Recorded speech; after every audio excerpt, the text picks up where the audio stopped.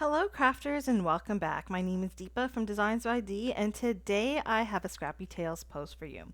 Now the new Scrappy Tails release was called Set Sail and my card today features one of the Lighthouse images from the Guiding Light stamp set. So let's go ahead and take a look at the products we're using today. So the main stamp set I'm going to be using is the Guiding Light stamp set, which is the one here. I've also got the coordinating dies. Let's also take a look at some of the other products that I have from the collection. This is like a nice large seashell border die. You've also got the large lighthouse, which comes in these two sets. You've got the 6 by 8.5 inch pattern paper here, which is perfect for the larger die sets.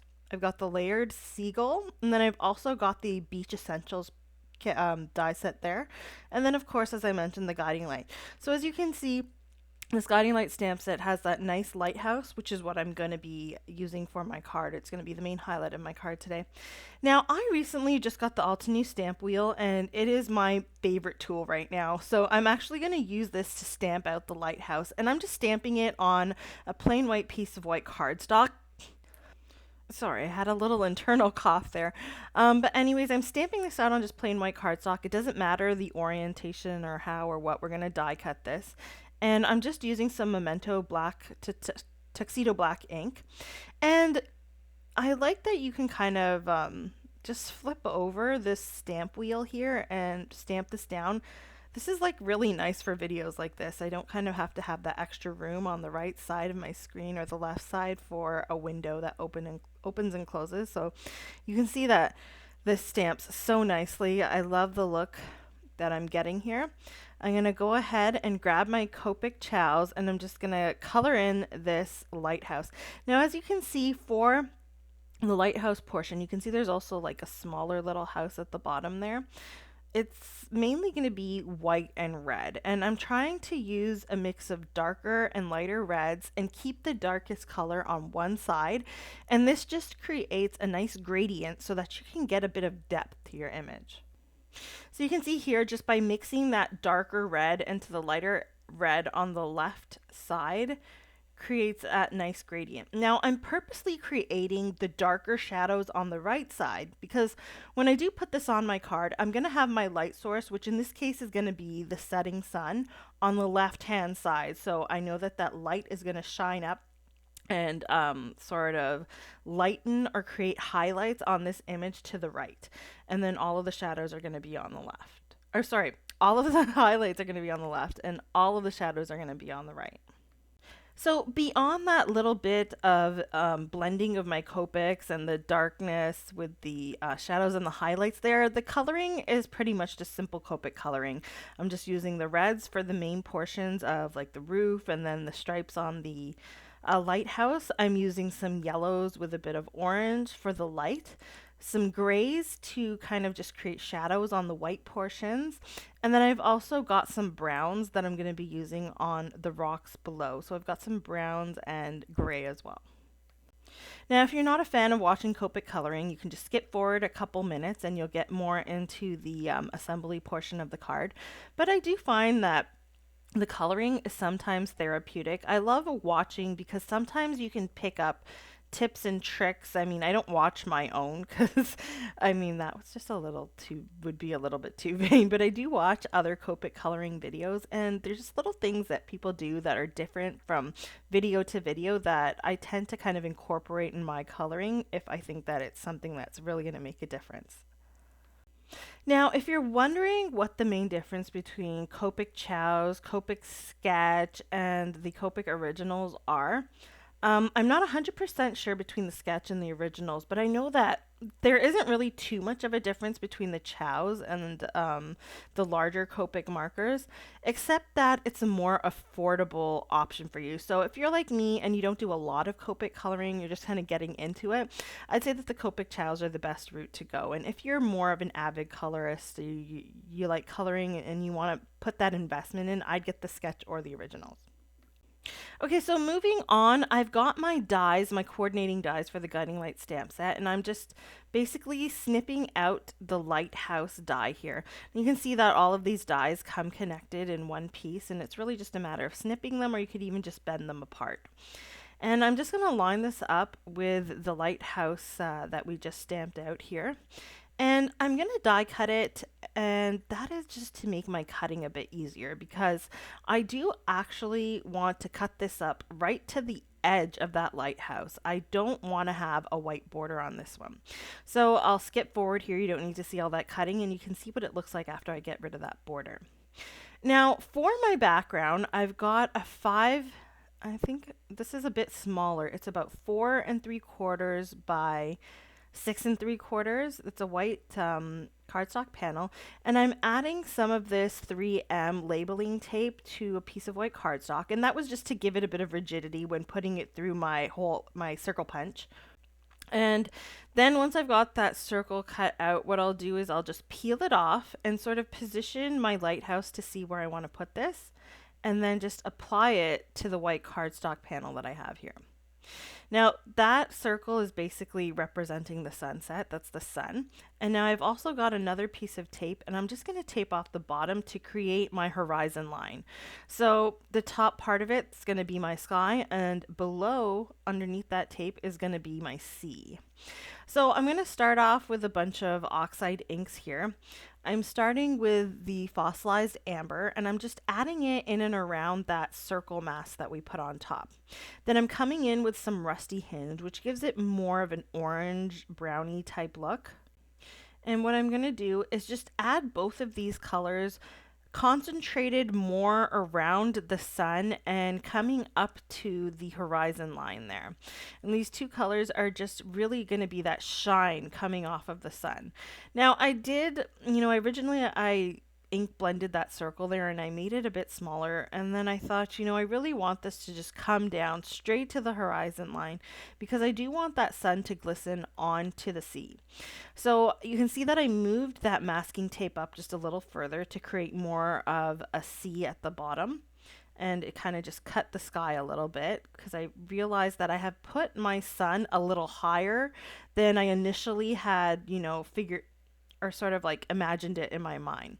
So anyways, I've got all my yellows on there, my yellow, orangey, brown colors, and now I'm gonna head to my blues. So I'm using some faded jeans here, and I'm adding this coming in from the top and the right edge.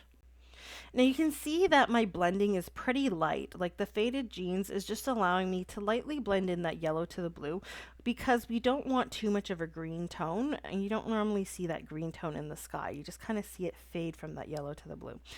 So once I've got some of that mixing done, I'm going to go ahead and bring in a deeper or more vibrant color of blue, and in this case I'm using Prize Ribbon.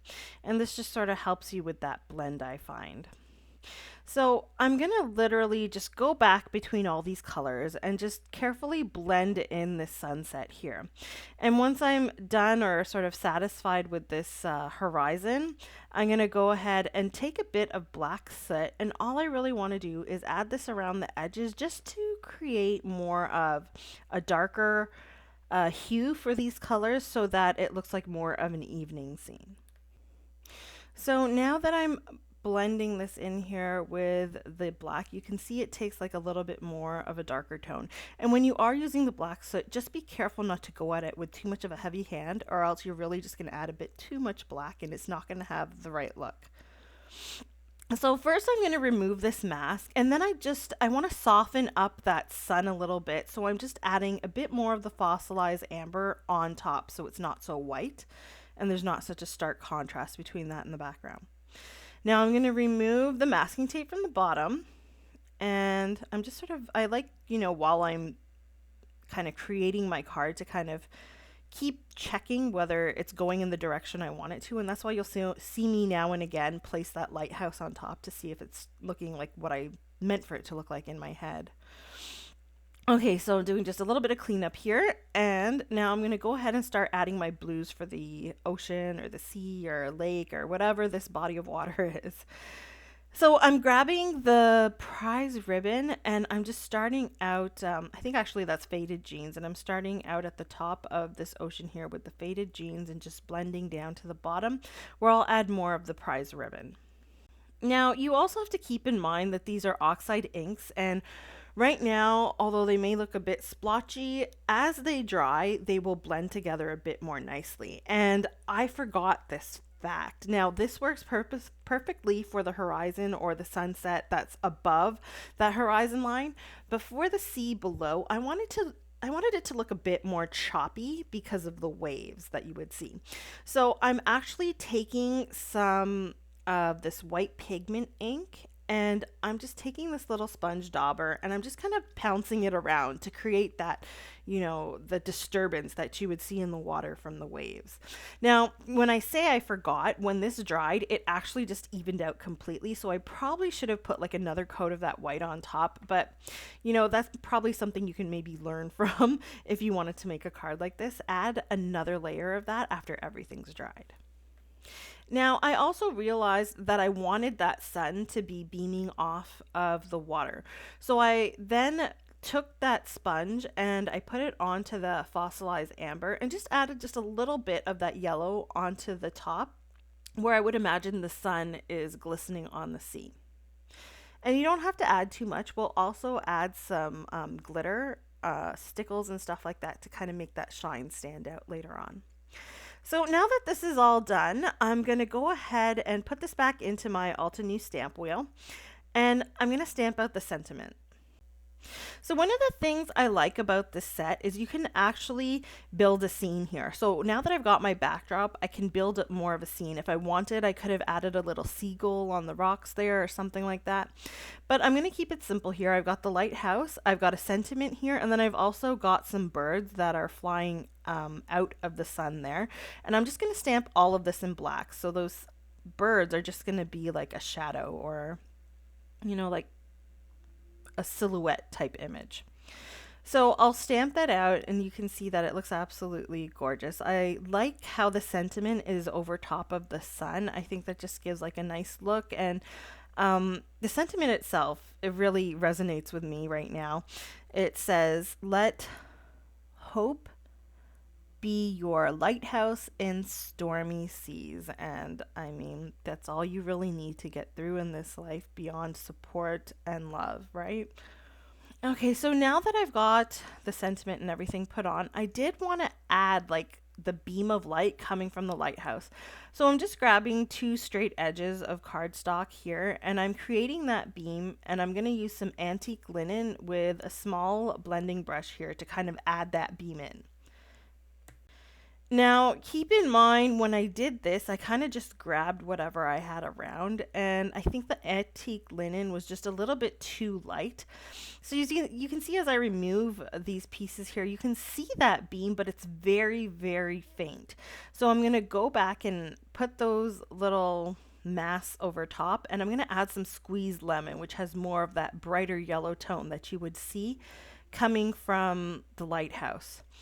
So we've got one ray going to the left, which is the largest, and then I'm just going to put a little tiny ray going off to the right as this lighthouse kind of beams off the edge of this card. So I think that I'm satisfied with those beams now, and then all that's left here is to really just attach that lighthouse. Now before I do, I'm going to grab a white gel pen, and just to embellish, or sort of, sorry, not embellish, but emphasize those highlights, I'm just going to add a few little dots and lines along this lighthouse to make the highlights kind of stand out just a little bit more. And you can see it's very subtle, but it makes a huge difference. So now that I've done that, I can go ahead and attach this, and I'm just going to use some foam squares to do this. So I'll just attach about 4 or 5 of these to the back. And then I'll remove the release paper and make sure to position this right where those beams are that I blended in on the background there. So I kind of missed mentioning this, but if you were paying attention to the video more so than I was, you'll see that I used this little corner rounder here to kind of round the edges of just the bottom left and top right corners. And I did that on the background, and I've also done that on that black piece of cardstock, which is 5 by 7 inches. So now I'm going to create my 5 by 7 inch white card base. And I'll just create it like you would create any other card base. Nothing too fancy here. I'm just cutting it at 7 inches. This is an 8.5 by 11 piece, and then scoring it at 5, and then cutting off the extra bit. And then you can see that I have to round the top right and the bottom left edges here as well, or corners. And so now that I've gone ahead and cut those off, I can go ahead and attach the black mat and then also the background with the lighthouse. So that's not too complicated. I did find that it might have been easier to attach that black piece to the cardstock before I cut the rounded edges. So it did take a little bit of lining up just to line up that round little bit at the bottom there with the straight corner on the other side. And so now I'll just go ahead and attach the background here. And once that's done, we can add a little bit of pizzazz to this. So I just like how that's turned out there. And my favorite part is the embellishment, or the part where you get to make this look really neat and shiny. So now I've got 3 Stickles bottles. I've got Crystal, Icicle, and Diamond. And the Icicle and the Diamond have like an AB type spectrum. Like they pick up all the colors of the rainbow, the glitter that's in these. So when you do place it down on your project, it's going to pick up the most prevalent color that it sees. And in this case, it's going to be the yellow, because a large portion of the card to the left of it is yellow. So that's exactly what I want here. And I'm going to use this to just highlight the left edges of the rocks, the left edge of the lighthouse, and that little subsequent little house down there. And then I'm also going to use it on the sea, on the waters, to create that glistening from the sun. And this is my favorite part for like evening scenes or sunset scenes, is just adding these stickles to the sea or whatever else is in front of that sun to give that glisten.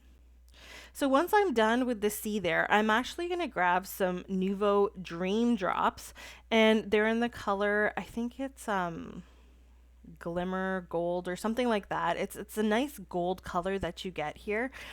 You'll see that in the description below, I'm going to list all of the supplies that I've used here. You'll see a link to that. And there's also a short reel that I have, which is linked within my blog. So that's my final card for today. I hope you guys were inspired, or you found something within this card that you want to use on your cards. Don't forget to like and subscribe if you liked my video. And on top of that, don't forget to check out the Scrappy Tails store for this great release. There is a link for all of these, the products, the Scrappy Tails store, all of the stuff in the description below. Don't forget to check that out. Have a great day, guys, and I'll see you next time. Bye.